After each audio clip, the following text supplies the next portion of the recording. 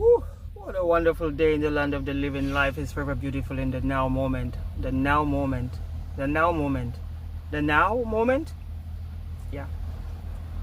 Being vulnerable.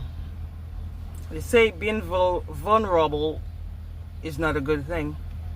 But when a child starts to, develop and, doing things,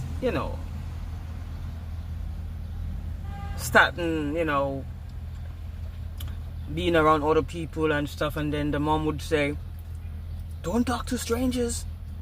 Every time is don't talk to strangers. Vulnerability is what will help us to navigate. Being vulnerable.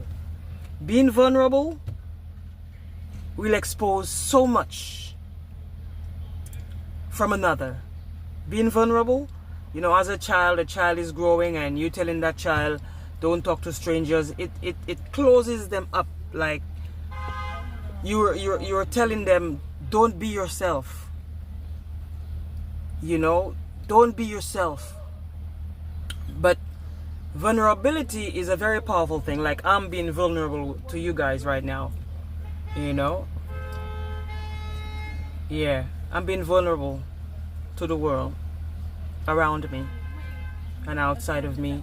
Wherever I am being vulnerable like a child. I think my childlike self is what needs to be free.